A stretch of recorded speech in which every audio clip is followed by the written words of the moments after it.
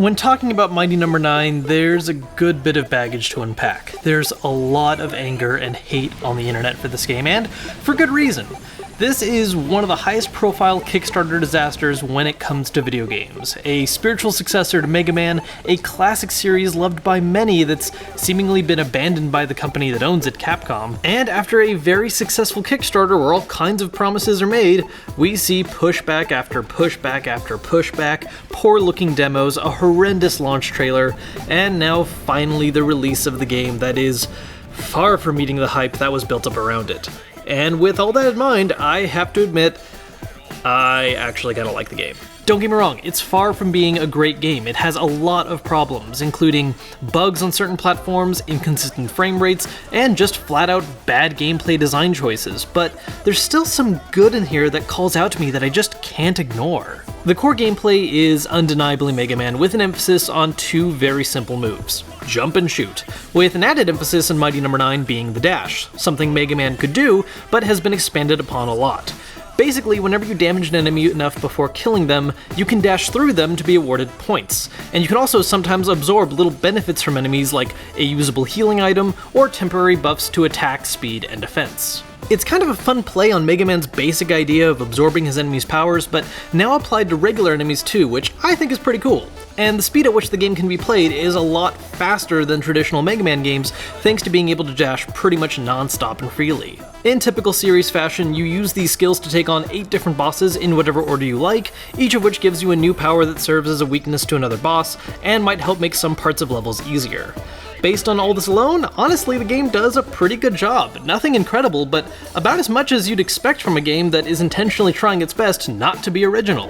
Where the problems come though is the entire lack of polish thrown in this game in pretty much every way possible, and an oversaturation of bonus content promised by Kickstarter stretch goals that just feels like unnecessary bloat that took time away from important work that the single-player story drastically needed. While the game certainly tries hard to look like Mega Man with characters and enemies clearly just being remixes of things we've seen before, everything just feels super sterile and boring.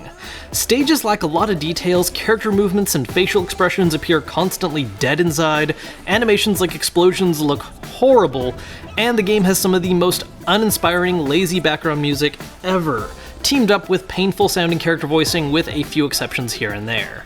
There's also a few major shortcomings in the core gameplay. Switching between sub-weapons is annoying and inefficient, and levels do a really bad job of teaching or telling you about certain little gimmicks. One of the most annoying being a donut-shaped stage where you need to backtrack every now and then to hunt down an enemy sniper, covering over the same ground over and over and over again.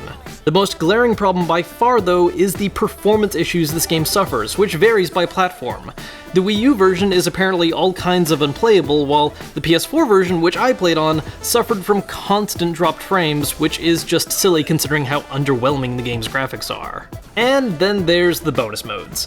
A lot of dev time was taken adding these challenge maps that add co-op and all kinds of other little features that honestly the game just didn't need. A lot of them are just boring in design and offer a forced way to pad more hours into the game, and were really only added because they were stated stretch goals along with putting this thing on pretty much every platform in current use, which only really hurt it in the end. The only bit of bonus content I found worth it was the game's only current DLC, which comes with physical copies of the game, offering a new level to play through and an unlockable second playable character, which makes for a much harder and frantic game where you're constantly losing health.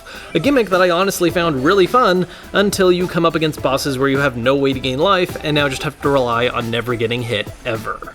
I think the most important thing to take away from Mighty No. 9 is that crowdfunded games need to not get stretch goal happy, especially when it comes to bonus modes, online content, and porting the game to several more platforms, because in the end, all these things add up, open up new problems for development, and eventually lead to the very core of the game suffering from a lack of much needed polishing.